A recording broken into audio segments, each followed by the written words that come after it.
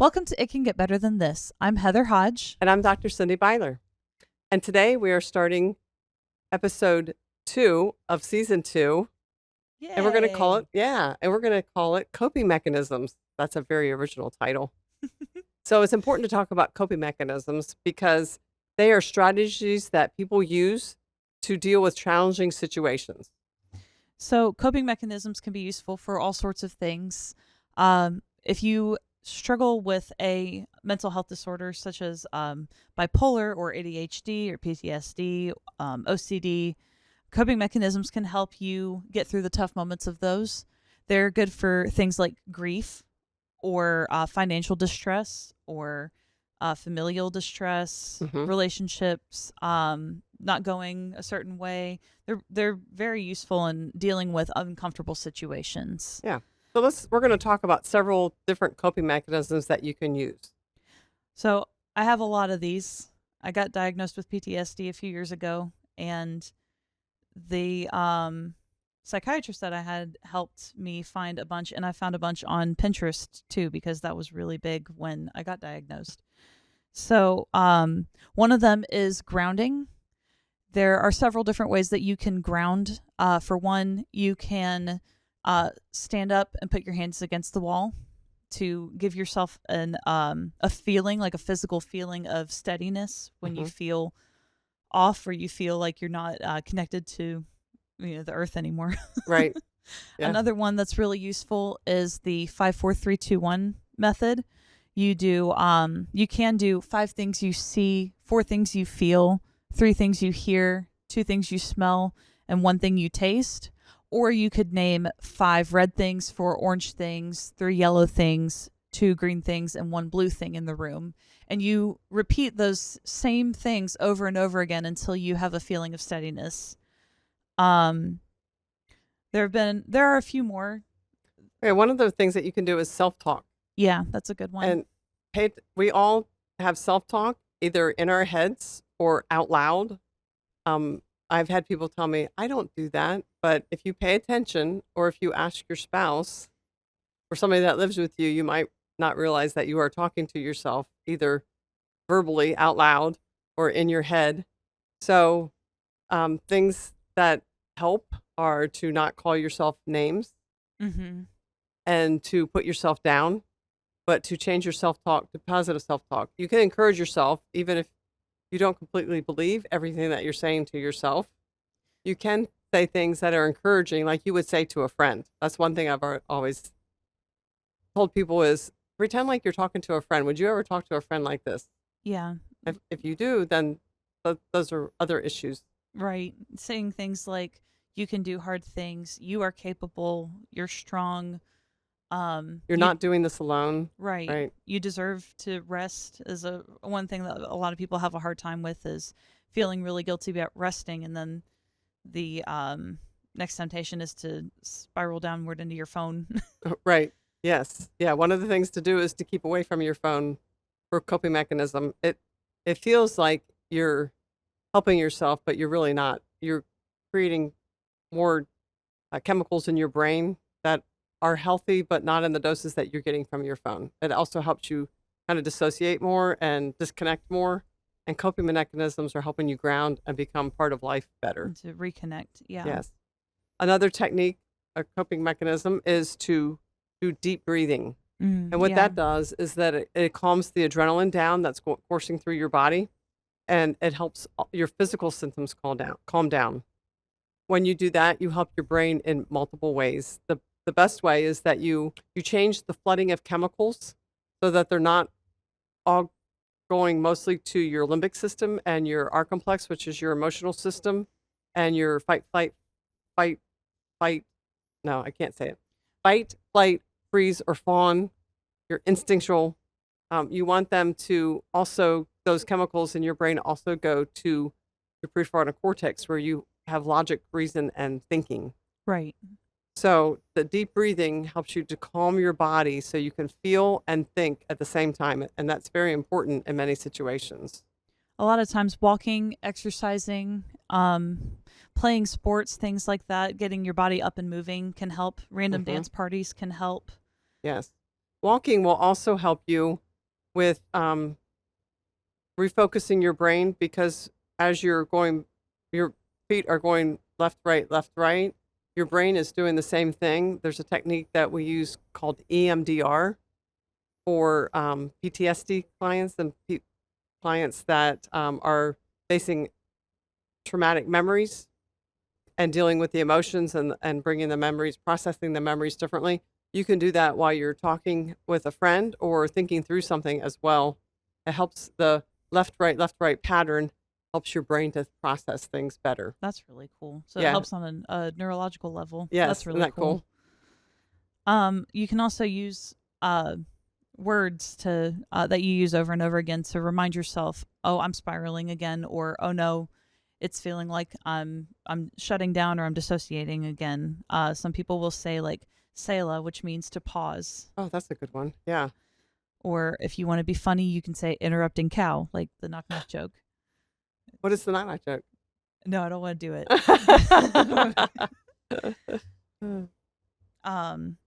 We talked about this in the last episode too. To literally do anything else from the book, Stop Losing Your Shit with Your, How to Stop Losing Your Shit with Your Kids. When you get that feeling of overwhelm or frustration right before you lose it, to literally do anything else. Yeah, completely change the scene. Yeah. At that moment so that you can lower the emotions that are going on, because your chemicals flooding to the 2 parts of your brain and not 3, and you want to find that balance again.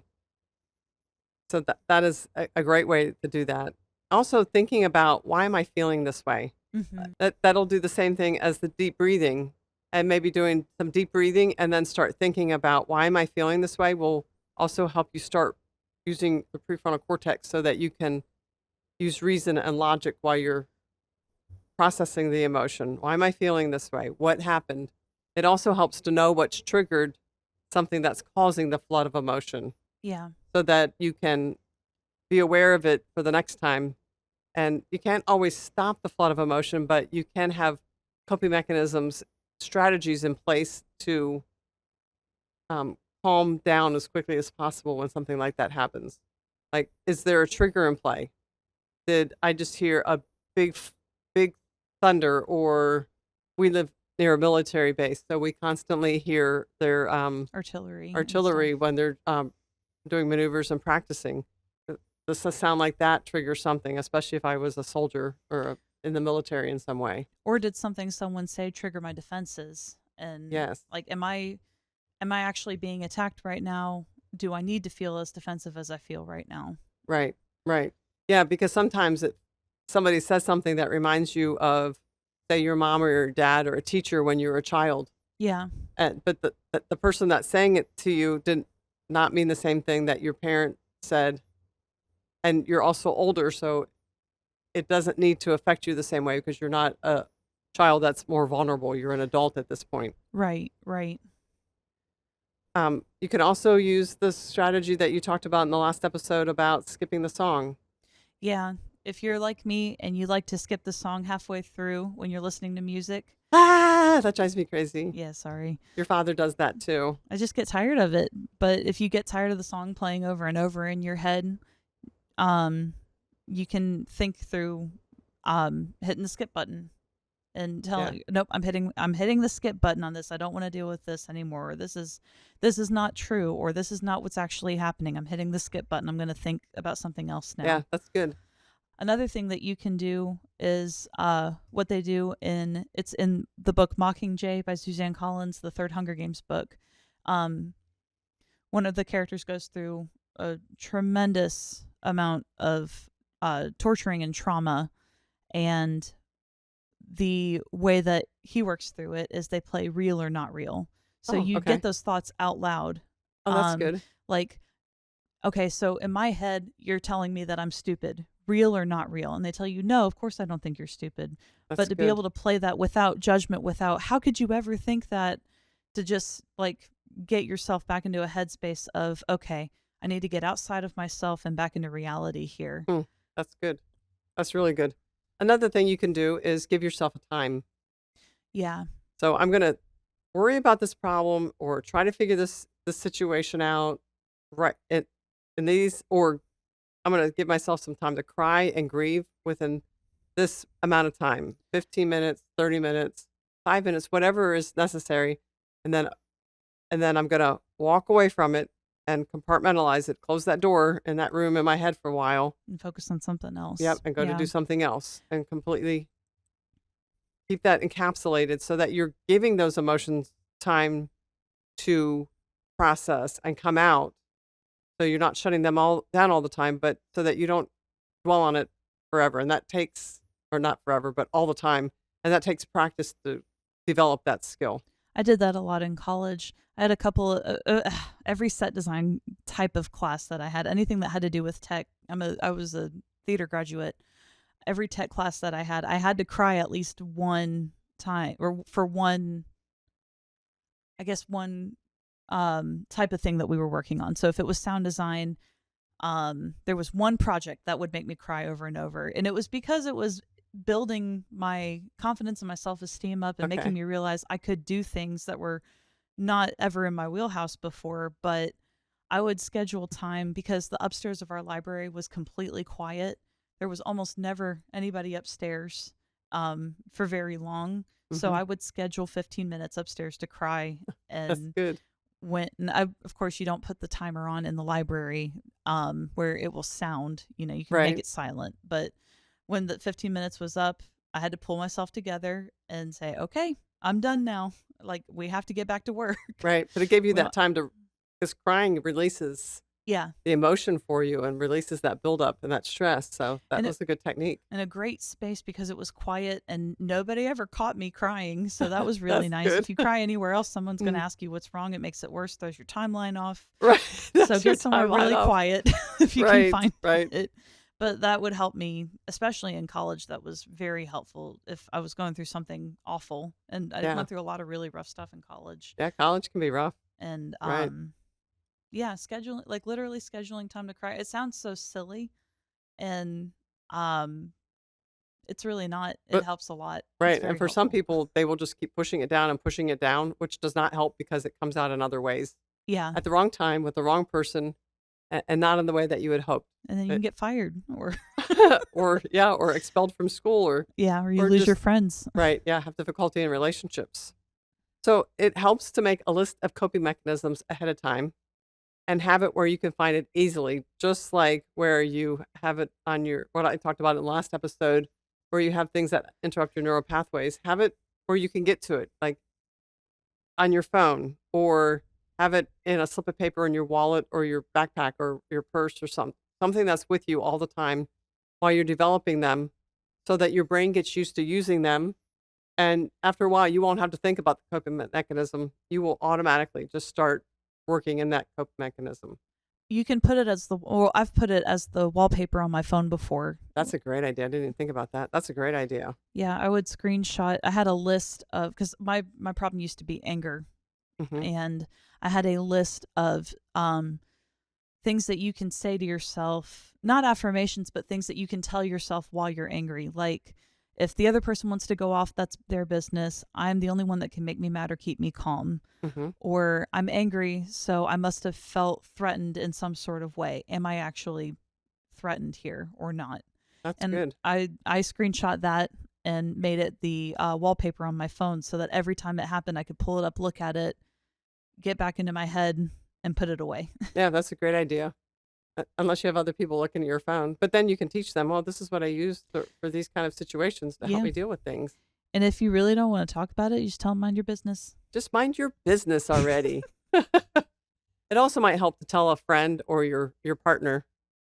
Yeah, What staying you're on the doing. same page with trusted people, and letting them know, listen, I'm having a hard time right now. I'm looking for other ways to get better and to keep calm and to stay out of my downward spiral, and this is how I'm doing it. And giving them enough trust to say, or to tell them, hey, don't tell me to do this, or to say, Right. hey, if I'm doing this, can you let me know, like, you're doing it again, or whatever you need to do. Having Right. those trusted people in your court really helps too, as long as you can trust them with Your vulnerabilities. Yeah. yeah. Yeah. It's very important that they're a trusted person so that You don't want somebody that's going to use that against you at some point. Right. And if you have people like that, you can tell it's okay. No is a full sentence. You can say no and tell them, you're not allowed to touch this area. I'm working on it. I'm doing my best. Don't talk to me about my coping mechanism. Right. I'm As doing long the as they're best I healthy, can. don't hurt yourself. Right. Right. Yes. It's very important that there are healthy coping mechanisms. And these are just a few that we've talked about today. There's a There's lot so of, many. yes. And you can look online on social media and Google coping mechanisms there's many for ADHD. There's many for a rush of emotions. If you have depression or bipolar disorder or just regular life can cause that. Or if you're walking through grief, Yeah. there's a lot of help that you can get online so that you have strategies to deal with these things so that you can function well in life and so you can get through them. And if you are struggling and none of this is working, talking to a therapist, this is kind of their whole job, is to help you cope Yes. through those hard times. And you might need different strategies based on different mental illnesses or different life situations or how you grew up, environmental factors. There could be all Mhm. kinds of things that you're not thinking of that can hurt you or make it harder when you're trying to cope, that are hindering you. And a lot of times a licensed therapist can really help you pinpoint those Yes. issues and redirect you with a different coping mechanism that actually works and helps until Yes. you find it. And it can help you practice the coping mechanism as well, which is important. So it gets in Mhm. your brain. So this is our episode on coping mechanisms. We hope that it's helped and we hope that you will be able to implement some of these coping mechanisms to make your life better and to get through the situations that are challenging in your life. So next week we will start on conflict resolution. Ooh, that's going to be a good one. Yeah. How many parts do we have for conflict resolution? Is it For this season, we're going to have it's going to be a two-parter. So episodes 3 and 4 will be conflict resolution 1 and 2. those are going to be really good. Yep, looking forward to those. So we will see you next week. See you next week.